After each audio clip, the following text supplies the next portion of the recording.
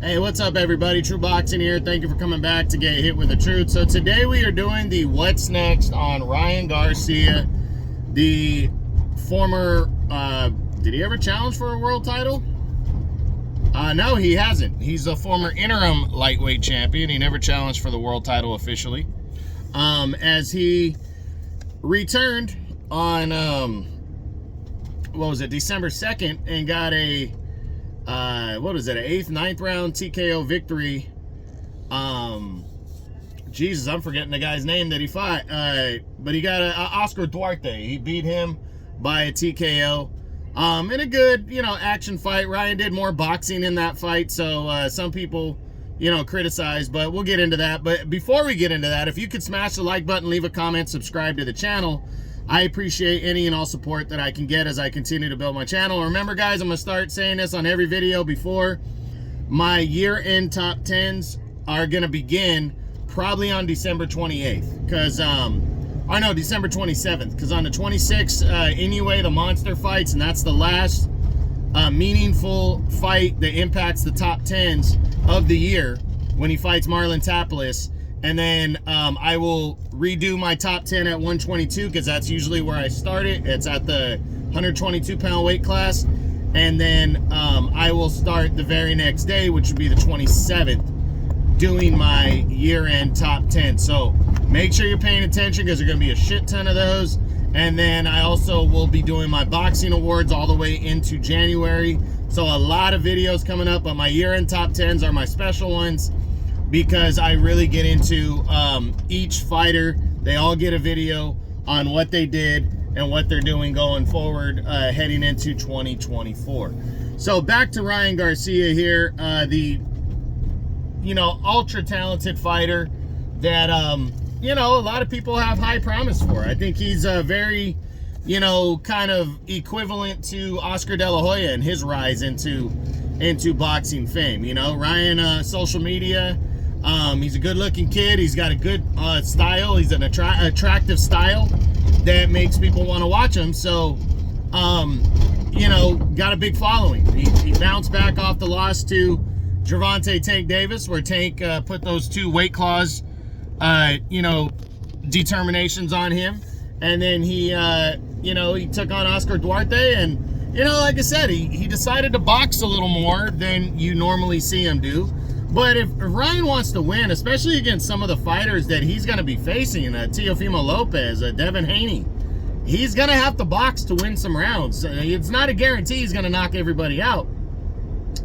And I think Ryan, between his speed and his power, has a very good opportunity, if he can master all of it, to be very effective. But we still, outside of the Luke Campbell victory, we still don't know where Ryan sits at the top level. So beating a guy like Duarte is something he should be doing, and now he can push forward. And Ryan wants the big fight, so the big question now is what's next for Ryan Garcia. Well, we're gonna run through the top guys at 140 and see what's going on. But in terms of where he's ranked in the governing bodies right now, his highest rating is number 4 in the WBA. Then he's number 5 in the IBF, and he's number 7 in the WBC. Now, especially the WBA and the WBC, those 2 governing bodies will rank a fighter higher because the fighter has a big name. So Ryan has that working in his favor. But between those 3, I don't really see right now a path to fighting in an eliminator in the WBC yet, unless the WBC ranks him higher. The WBA has him at number 4. Their number 1 and number 3 fighters are fighting to become the mandatory to Rolly Romero. And then there's Kenneth Sims sitting there at number 2. So if Ryan wanted to fight Kenneth Sims, and the winner of that fight were to fight Rolly towards the middle of the year, then Ryan could conceivably set himself up for a showdown with Rolly towards the end of the year. And maybe we get into we will get into that a little bit more when we get to Rolly Romero. But then in the IBF, he's number 5, but the top 2 contenders, the top 2 spots are vacant. And there's Richardson Hitchens is number 3, and Jack Catterall is number 4. So I'm interested in seeing how, if the IBF would order Ryan to fight, you know, to get in line for their champion, Subriel Matias. So we'll get into that. We start with Devin Haney. He just won the title this past weekend over Regis Prograis, dominated him over 12 rounds to become the new WBC champion. Now, again, Ryan's number 7 in the WBC.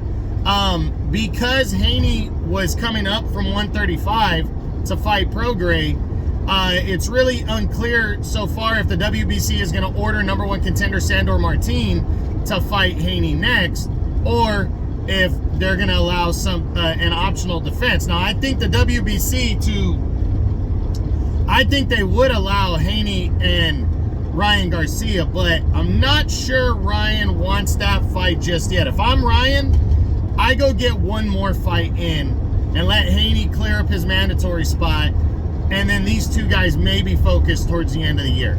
That's just my personal opinion. I think Ryan needs one more fight to build to the Haney showdown, to make it bigger, and to really gain more confidence. We know Ryan has had confidence issues, personal issues.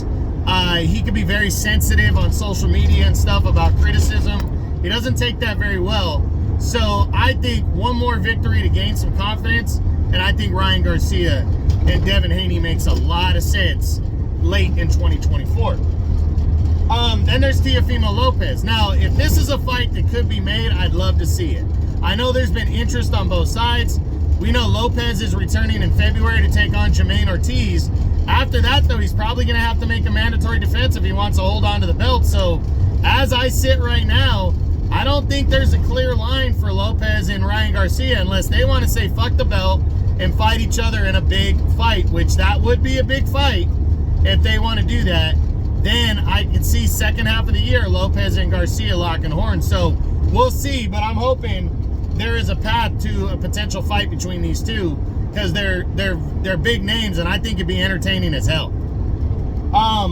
Josh Taylor, former WBO champion, or undisputed champion. I'm not seeing it. I think Taylor is either going to move to 147 or he's going to express interest in other things. But Ryan Garcia would be a good fight for Josh Taylor. So I don't think he's going to completely rule it out. But Taylor might want to come back and take on get a tune-up bout following that loss to Lopez before he returned against a guy like Garcia. But again, I'm not going to completely rule it out.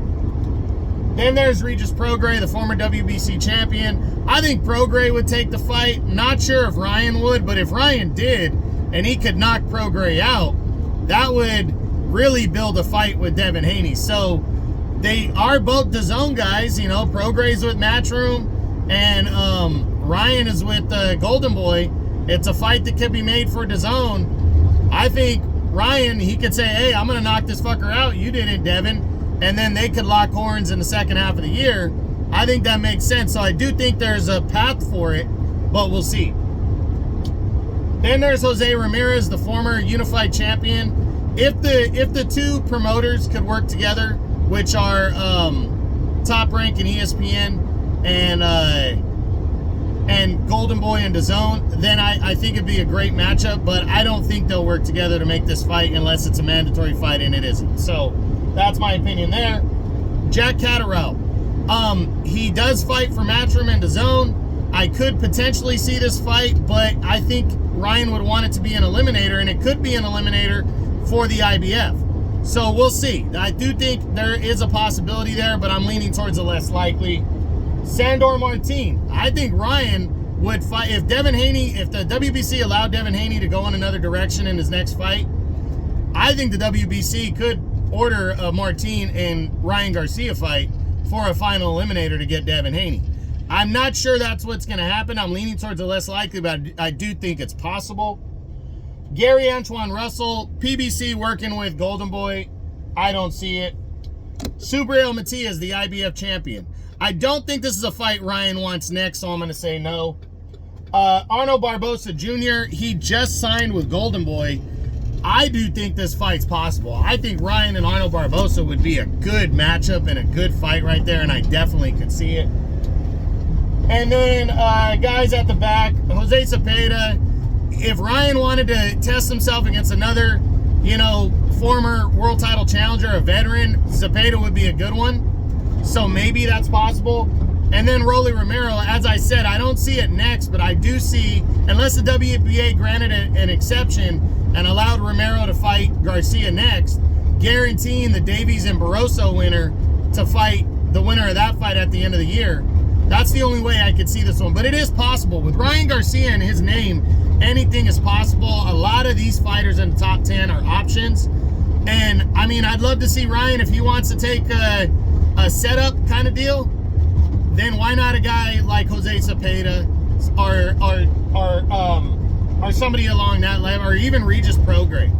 But I also could see a path for him to fight in a big fight. So it's really up to Ryan and what he's focused on doing next and what's available to him. But Ryan Garcia really has a lot of roads open to him because of his name and everything. So we'll see what happens, but that's it. That's what I got. That's my what's next on former interim lightweight champion Ryan Garcia following his victory on December 2nd over Oscar Duarte. Hope you enjoyed the video. If you did, smash the like button, leave a comment, subscribe to the channel. I appreciate any and all support. This is True Boxing. You've been hit with the truth.